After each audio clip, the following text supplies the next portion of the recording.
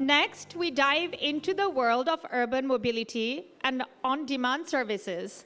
Our next speaker is Mr. Jiffry Zulfer, founder and CEO of PickMe, Sri Lanka's leading digital mobility solution platform.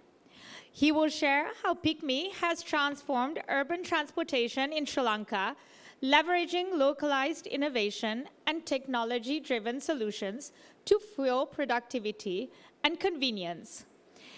It's my pleasure to invite Mr. Jiffry Zulfer to the stage.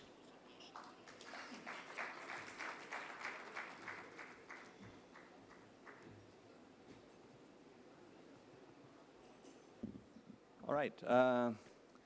Good morning, everyone. So for the Advocata Institute, I want to give a big thank you for inviting me. I'm being told that we have economists, a lot of policymakers here, and of course decision makers. And I thought I'll sort of talk to that audience. Just to give you a background, first on the industry. The quiz that the conference organizers put out, well, I know the answer, but unfortunately, the answer I know is not there. Right? I suppose you'll have to pick the one that is closer, right? But more importantly, the supply of three-wheelers or the tuk-tuks is going down, right? Of course, because importation has stopped for the past 4 to 5 years. And I think it's very important that we find an alternative product. If not, we'll have to bring them back again because mobility will suffer, and of course, people will also lose jobs, right? So that's on the sideline. But more importantly, just to give you an idea of the industry, right? Yes, the industry had about 1.2 million auto rickshaws. Again, you know, an auto rickshaws generally lifeline is about 10 years, and if you can, you know, if you maintain it well, it can extend to about 15 to 20 years. But generally, as I said, you know, as we speak, three-wheelers are going out of supply on a rapid rate, and we need to find alternative mode of transportation. But the industry has 1.2 people who owns a three-wheeler. But remember that not all are in the taxi industry. It's only about 20 to 30% that actually make money off moving people, right? And that's how it has been for some time. But I'll tell you what we are doing to see how we increase that, right? So the industry, like I said, comprises of that, and we have new entrants, new vehicle types that are now coming in, which is very interesting, and of course new behaviors that are settling in as well. Now remember, a three-wheel is the poor man's vehicle, right? It's like, I'm sure most of you all drove in a car to come here, and that's the poor man's vehicle, right? That's the poor man's car, right? It transports the family. It transports emergencies, it's an ambulance and whatnot, right? So the three-wheeler in the village does many things, right? So that's why you see a lot of three-wheelers amongst the low-income groups.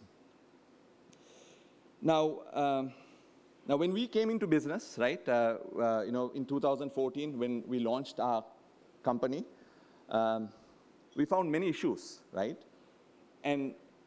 And we all know, I mean, I have to sometimes remind people how taxis were hailed before. You know, 10 years ago, you'd either go to the road, you know, flag a taxi around, or you walk up the street, and generally you have a three-wheel stand, and you talk to him and ask him, you know, you want to go to so-and-so place, and if he wants to go to that place, he will say yes, and then sometimes you will have to negotiate price, right? Or sometimes you will use the meter, right? And that's typically how the industry was before. Now, when we started, now we knew the problem, right? You know, there was a large taxi base that had three-wheel stands, right? People would own the three-wheel stand, and there would be some associations or whatnot, right? And these are typically Colombo folks, right? So there was a large population that would come out of Colombo, right, and drive in Colombo, but they don't have a three-wheel stand. So they would go about looking for trips, looking for? Customers like us, right? So hotspots would be during school closures, right? Government officers, when they close, they know that these trips would be there, and that's how they go looking for trips, right? So now, when we started this company, now obviously we knew a bit of the problems that were there, but we really didn't know the bigger problems that the industry had. I just want to relate to a story, right? So when we started, right, I still fondly remember, and I keep saying this in the company as well. We had 50 drivers, and we said,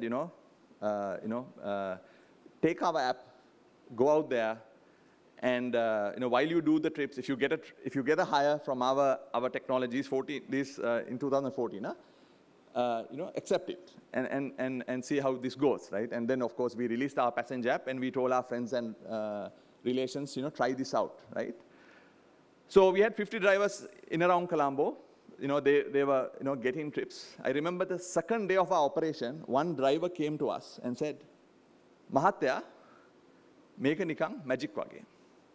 Now, for us, as builders of the app, we didn't think of this as magic, right? It was just, right? We didn't expect that kind of appreciation. Then I asked him why, right? Then he said, "Mahatya," sorry, I see some foreign nationals. I had to do this in Sinhala. It's more interesting when I do this in Sinhala. But I asked why. Then Mahatya, api issara kare hire hoyaගෙන ගිය එක. හැබැයි දැන් hire අපට එනවා. And I thought that was revolutionary, right? So before, if I just translate that to English, before drivers would go looking for trips, but now the trips would come looking for them, right? And that I thought was fantastic, right? I also want to relate to another story. I went to an investor, right?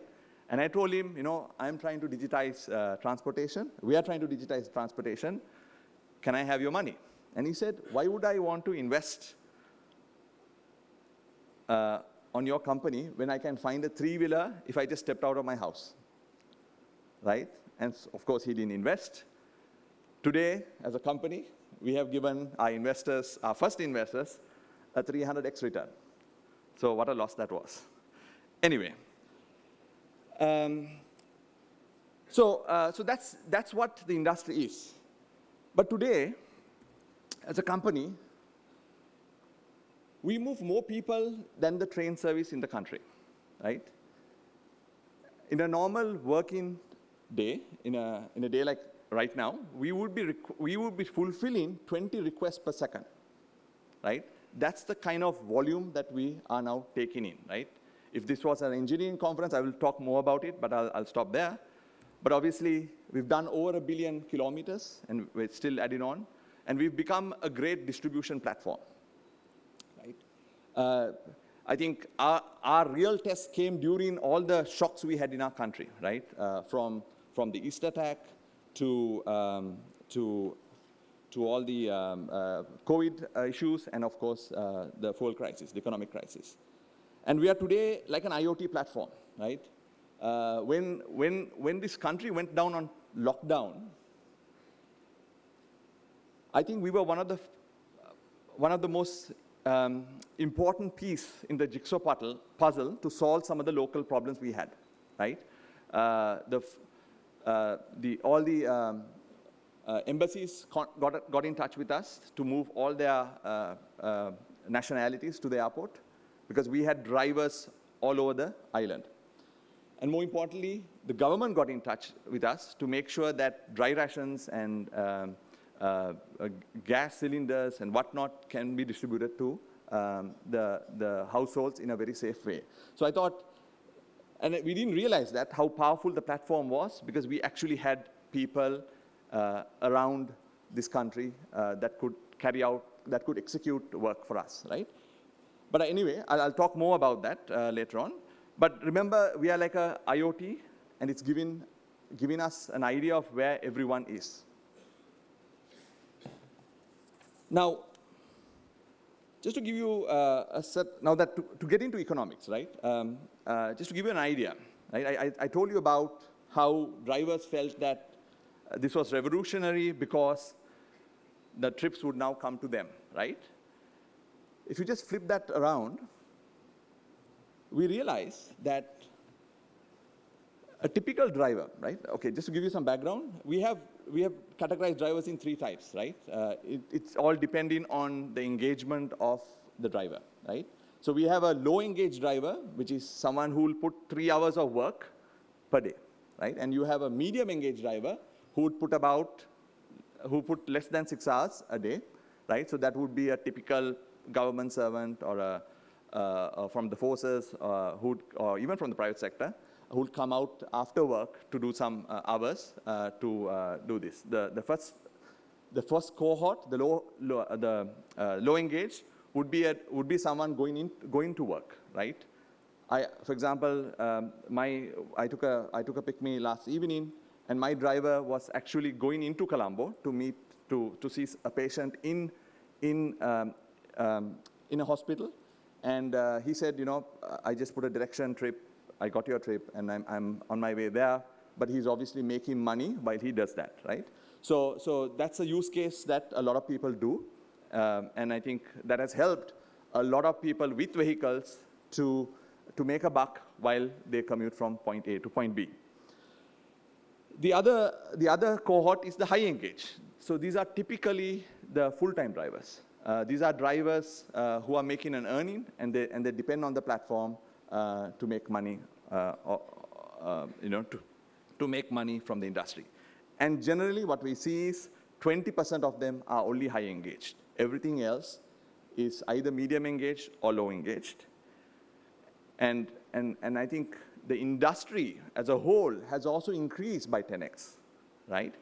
We have new drivers onboarding every day, and we think that there'll be a lot more supply available in the market as we go along. Now, as a company, our objective is to see that a driver partner has a passenger behind his seat all the time, right? Now, it's very important to understand that. Our objective is to make sure our engineering algorithms are designed to ensure that we have a passenger behind our seat all the time, right? And that's the magic we are trying to do, right?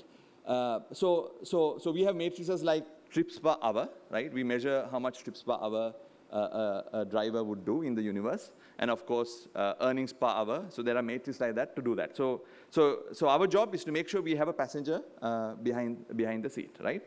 Now, that first thing, that first row is utilization, right? PickMe, as against a driver that doesn't drive PickMe or any other platform, generally has a much higher utilization, right? So like I said, since our algorithms are designed to that, we want to make sure that drivers are always with a trip, right? Now, so if you were to get a three-wheeler today from a stand right now, right, and if you had to go to World Trade Center, that driver would drive you to the World Trade Center, but he'll come back to the stand most probably empty, right? And that's why his utilization would drop. Whereas if it was a PickMe driver, he'll go to the World Trade Center, and most of the time he will get another trip that will take him somewhere else. So he doesn't need a stand, and he keeps getting trips after each other, right? So that's the beauty of the platform, and that's what we are trying to do. And of course, we've done many things to improve, right? I don't know whether some of you have realized it. We have a feature called forward trip, right? That's the ability for us to predict a trip end, right? There is a trip ending at, say, point B. We can give the next customer even before that trip ends, right? So these are capabilities that we build to ensure that there is utilization at the highest level. Like I said, if we keep a passenger behind the driver's seat all the time, we know the driver is making money.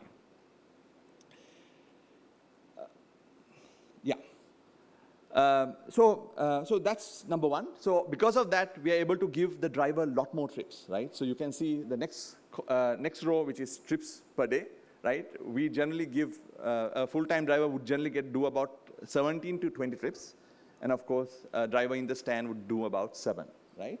And then of course, supply hours. Because there's more opportunity to earn, we see that more drivers are working more hours with us, right? And that's the beauty of a platform like us. I want to talk about pricing, right?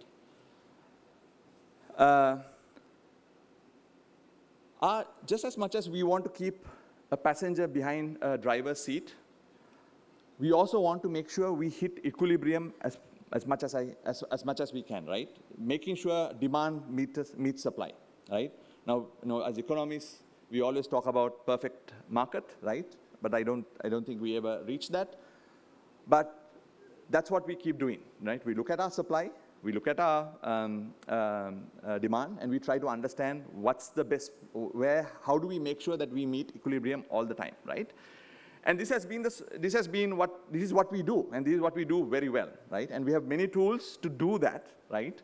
And then we make sure that we meet supply and demand based on location and based on time of day, right? So these are moving parts, and we make sure that happens. And if it rains, hell breaks loose, we need to figure out how to match this, right?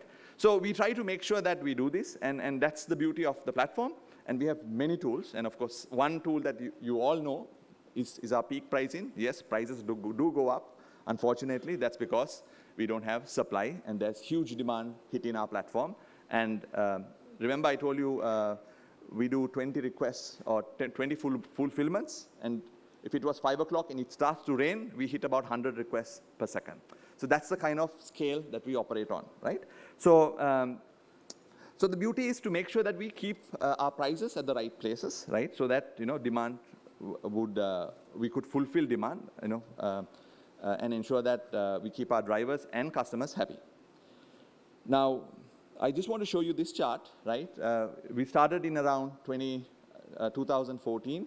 Prices of a three-wheeler was 40 rupees at that time, right? Price on a kilometer on a three-wheeler was 40 rupees.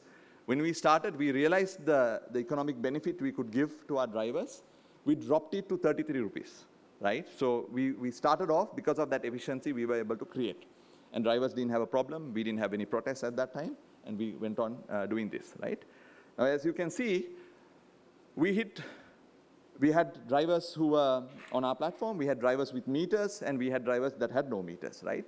And when COVID hit, we were in a tricky situation, right? Actually, not COVID. When the fuel crisis hit, we were in a tricky situation. Of course, coming out of COVID, we didn't know where to price this. Because our algorithms kept telling us that we had to increase price, we actually increased price to even 200 rupees because we had no supply, right? And we were trying to balance this, right? And then see how we can make sure that we're able to fulfill the request. And only, as you know, the only way we can fulfill high demand is to increase price, and we had to do that, right? But the beauty was that we were able to come down when we had supply, right? And this happened very much like real time, right? As we know that so many drivers came to work today, we knew that we could bring down prices as well. So that's the beauty of the platform, and that's what we played around with to ensure that we can meet demand and supply. I want to touch upon another key piece of information, right? Which I think you should just keep in mind. In 2000, the price of a kilometer on a three-wheeler, at least the listed price, was 15 rupees, right? In 2010, it was 28 to 30 rupees. So it doubled in 10 years, right? And when we came into market, 2014, 2015, the price had already hit 40 rupees. And I told you that we brought it down to 33 rupees. Till COVID hit, it was still at 40 rupees. Right? So till COVID hit, it was still at 40 rupees, right? And of course, devaluation happened, and a lot of things moved around. And we had a situation where prices went up, right? And of course, all the customers complained about it. But more importantly, the real price of a kilometer actually came down, right? I had to pick some of the members of Advocata to help me put this together. But if you looked at that, the red line is the real price, adjusted for inflation, right? And if you looked at that, it's actually coming down compared to the normal price, right? So that's the kind of efficiency we brought in to ensure that the real value of a three-wheel ride was coming down. Just going back again, during the fuel crisis, right, the government recognized how important our services were, and Minister Kanchana gave us a petrol shed to manage at that time, right? Now remember, everything was driven by quota. What we did through our platform is to make sure that we give fuel to the guy who's actually put in a lot of service hours, right, or service kilometers. So the guy who's actually moving passengers, we would actually reimburse with more fuel, right? He had his normal quota, but we gave an extra layer of fuel because we knew that he was actually doing economic benefit to the country. So that's the kind of capabilities that we were able to dispatch at that time. I want to talk about vehicle ownership.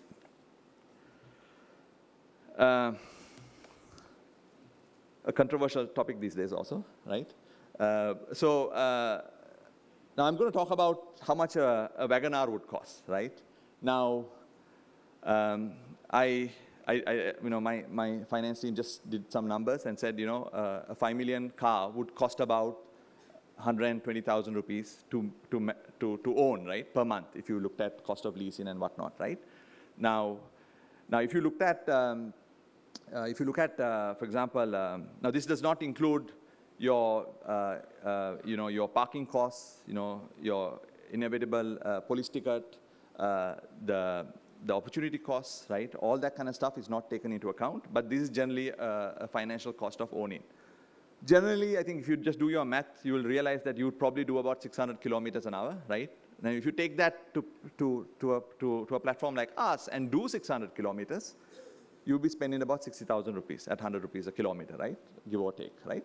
But what I wanted to point out is the cost of ownership, right? A vehicle like this, now I don't think you can even find a WagonR, a brand new WagonR at that price.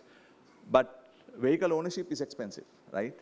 And I think platforms like us make it a lot more efficient and cheaper to use when you go along. Of course, there are other issues you should consider, but more importantly, what I wanted to communicate here was that cost of ownership is very expensive.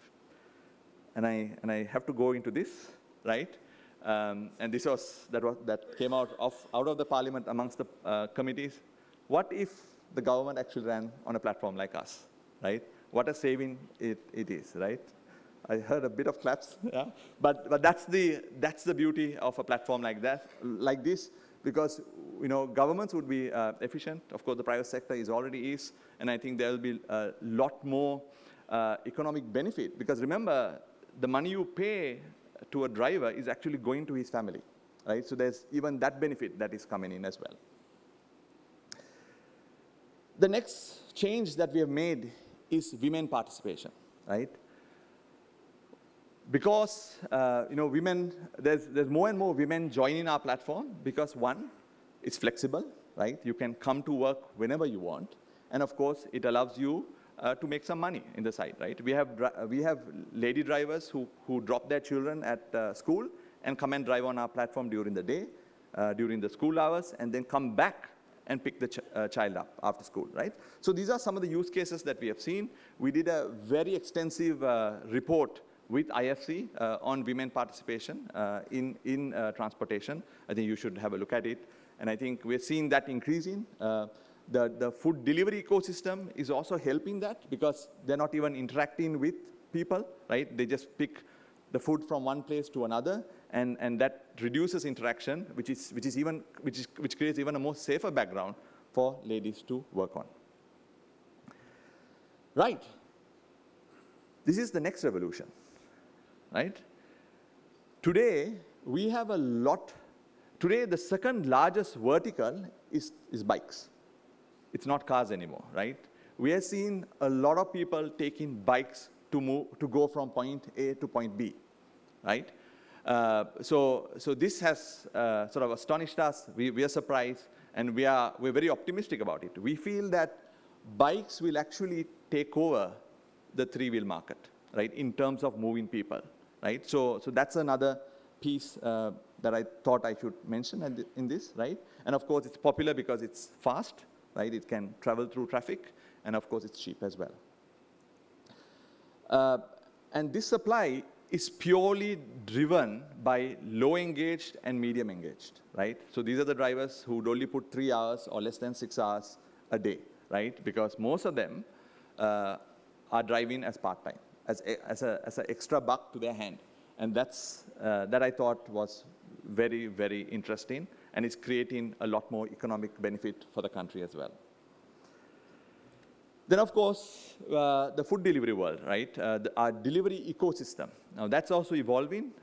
We are also seeing just as much as the traditional restaurants are also in our platform, but we are seeing a lot of dark stores coming in. You know, people operating businesses from their homes, right? You know, trying to make an extra buck. Using the resources they have, right? And that's an ecosystem that we are seeing, and we are seeing that growing quite well as well. In fact, obviously, the platform has changed behaviors, right? Today, you would go, I mean, we used to see a lot of people going to restaurants to eat, and, you know, people are now getting food delivered to their homes. I see families don't cook at all. They now get food delivered to the home. And I think another change that is very interesting is dating, right? Today, less people go out there under an umbrella, and they're actually on a bike, delivering food while they talk about their future. So that's another change. Right. So this, I thought, would be interesting, right? I think I can't, you know, I think the beauty of technology, the magic of technology is it can sort of, you know, provide a great experience across the stakeholders, right? Now, something I wanted to mention here is, you know, in an architecture sense, right? All our vehicles, right? I did say that we are like an IoT, right? Gives us a heartbeat, right? Every vehicle in around this country, every driver that runs on our platform gives us a heartbeat. And that's the foundation layer for all the magic that we do, right?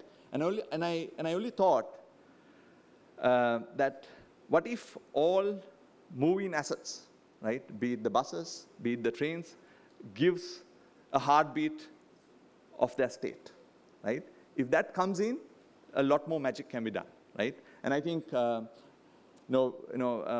vehicles are one of the underutilized assets in our country, right? From our trains to the buses, right? If you look at some of the bus schedules, you'll be surprised that some of these buses are only utilized 20 to 30%, right? And that's a shame, right? And that's it's a big problem.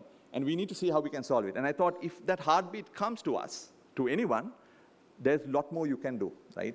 If a bus tells us, hey, you know what, I'm here located at this location, going towards this direction, you know, you could carry out many things through that. And that's it's a very easy thing to do, you know? So I think that's the beauty of these kind of technologies. And if we can stitch the first mile, the middle mile, and the last mile, you know, we can provide the citizens of our country with a much, much better experience. And these are not very difficult to do, right? Now, this speech would not be complete if I don't talk about AI, right? As PickMe, you know, I can tell you that today we are not just a technology company. Today we are an AI company. We want to be ahead of the curve to make sure that you know, we spearhead some of the AI improvements on a platform like us. Now, we do this for many things, right? One is for prediction, right? We do predict demand and supply on a day-to-day basis. There's many things like ETA prediction that takes place, right? We do recommendations, you know, a simple thing like recommending your next location would come out of AI. We do a lot of fraud detection. There is a lot of fraud that takes place, and we do that through AI to understand, you know, I mean, remember, when I say fraud, it's not generally a driver fraud, it's also passenger fraud, right? So that's also been looked into. And then, of course, we use Gen AI for many other things like customer service, content generation, and many other stuff. So these are some of the use cases that we use in AI, and I think the opportunities of AI is going to be immense, and we want to make sure that we stay ahead of that change. So with that, with just under 30 seconds remaining, I think the magic of technology enhances efficiency and sustainability, paving the way for economic growth and better quality of life, as we have seen through a platform like us. And if that can be deployed in most of the public sector and private sector, I'm sure there'll be a lot more productivity in those sectors as well. Thank you very much, and I'm happy to take any questions.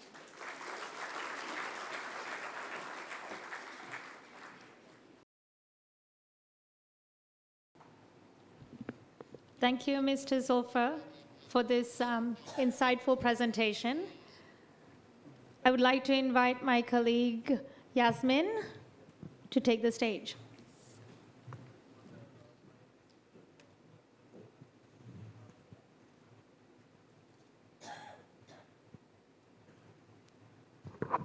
Thank you, Subi. Thank you, Mr. Zulfer. That was an extremely interesting presentation. As like a very frequent PickMe rider myself, I'm quite fascinated by the insides of what really happens, the thinking and things like that. So maybe since we've heard a lot from Mr. Zulfer, we'll probably start hearing from the audience. So shall we? Okay, so we have quite a few hands coming up.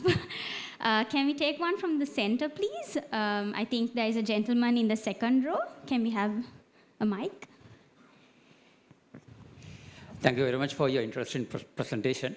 And we all know the nature of driving discipline of three-wheeler drivers.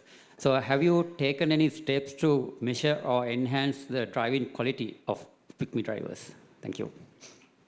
Yeah, I knew this question would come. Remember, we have 1.2 million three-wheel drivers, right? Three-wheel owners, right? So we're doing our best, right? We are working hard to improve that. Of course, training is given on a regular basis. And when you complain, we do listen to that. There's a lot of technology that is built in. We want to make sure that the user experience is also improved, not just for the passenger, but also drivers. So we're doing our best, right? For sure, we do our best, yeah. Can we have maybe someone from the right side of the room? Sorry, to my right side of the room. I told you I'm going to ask a tough question. I'm going to ask now. When will you start taking cash and fully digitize this whole ecosystem of PickMe? So I had a board meeting this morning, and the board also asked me when am I going to solve it. I said, I can only do so limited, right?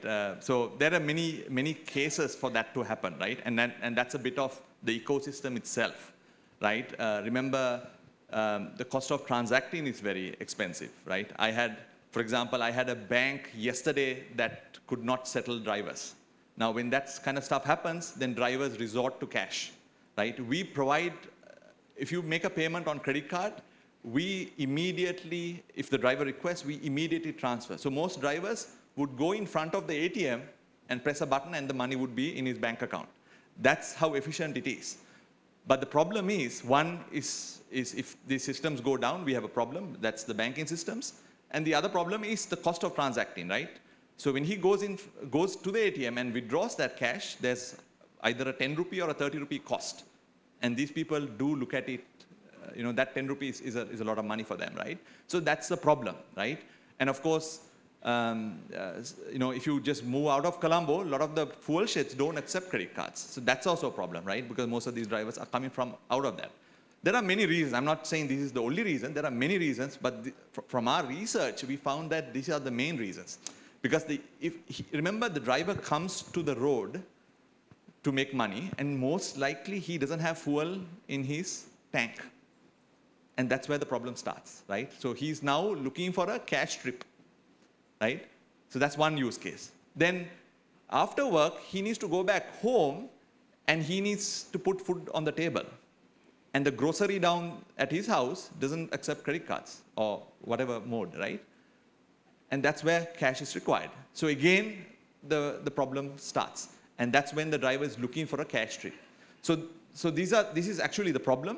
We are doing our best. We provide them different tools. We built a lot of technologies around it just to make sure that he can manage his finances, right? And we're trying to do our best to improve that. Oh, thank you. I think looks like we have a bigger problem in Sri Lanka because a lot of cash being used. As I remember, there's 1.3 trillion rupees in our pockets. Maybe we should ask this question from Dr. Hans later. Thank you. All right, thank you. Can we take another question from this side of the room? I think there's a gentleman on the second row. Can we have a mic? Yeah.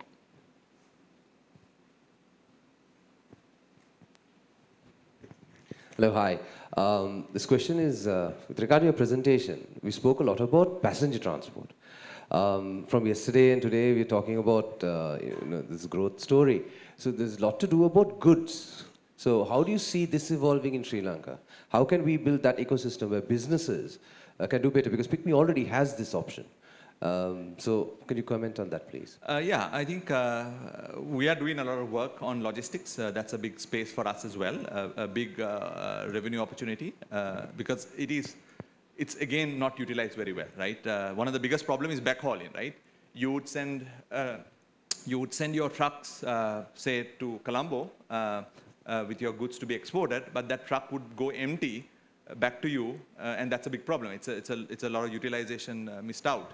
So I think one area that we are working is on backhauling, and in fact, I have been proposing whether we should have a national job board, for example, right? Can we actually put everyone's requirement like a classified and have people sort of bid for it? So there are some ideas around it, and we are trying to see how we can sort of improve the whole logistics space. And yes, utilization is a big problem. Thank you. I think we'll give a chance to Mr. Murtaza, our chairman. Can we have a mic, please? Yeah. Since we are running out of time, quick questions. Give us a sense of the regular drivers. What is the type of earnings they can make in a month? My second question is, give us a sense of the typical use cases, the type of that is most frequent. And third is, for the high users, this problem of, economics has this problem called quality uncertainties and the problem of lemons that lead to what's called market failure. So it's a quality problem that you don't know who the good driver, or you don't want bad drivers to drive out good drivers, or bad passengers to drive out good passengers. And Sudharaka's presentation in the morning also talked about the recommender part. So you rate drivers and passengers. Give us some insights of how effective this system and on what basis it is working. So to refresh you, there were 3 questions I asked. The first question was about the typical earnings of drivers. Second is the use case. Third thing is about the recommender system. Correct. Okay.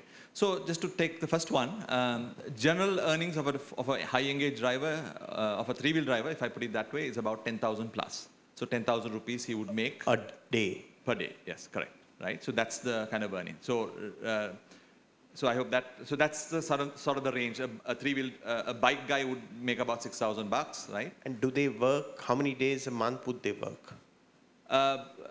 So we have high engaged drivers. See, there is many kinds of drivers, right? There are drivers who will come from Anuradhapura, Jaffna, who will come and essentially drive full time, 24/7. Of course, they'll have to sleep. So they are working every day, right? And then you have the guys in around Colombo that will come. They probably do 20 days. Now the guy who's coming out of Colombo would put 30 days in a month and then go back home for 2 weeks and then come back, right? So because of the flexibility, there are many behaviors that we have seen. Sorry, my memory is Typical trips. Yeah, sorry. The Typical kinds of trips. Yeah, so we have, I think they're all work-related, residential requirements. There are many use cases, right? And I think there are many hotspots in around the city. I think there is so many use cases that, in fact, obviously the night we see a lot of night activities that are taking place. I mean, if I just take you through a different kind of, if I answer that in a different way, our peaks are early morning. We have a medium peak at 12 to 2 o'clock, and then we have a super peak at 5 o'clock. So you can sort of make up what the use cases are there then, right? Then obviously on the food world, we have a peak at 12 o'clock, that's the lunch peak, and then of course the dinner peak, which starts at 6 o'clock. So that's how generally the demand work and the use cases are. The third one is the quality of supply. There's a lot of work that we do. One is we rank our drivers. Your feedback is super useful for us, right? I think we make sure that the ratings that you give works on their benefit, right? So drivers are also consciously aware that if you rate them well, they get more trips, right? We have a bit of prioritization that takes place to ensure that the good drivers are given more trips. But during high demand, we really can't be picking the good drivers. We will give you the driver we have. And that's what most customers want at that time, right? For us, when you press that button, our objective, just as much as we want to give a passenger to the driver, all the time, we want to make sure that the driver is in front of your door as fast as he can. So that's the algo that we work on, and that's what we're trying to improve efficiency on. Thank you, Mr.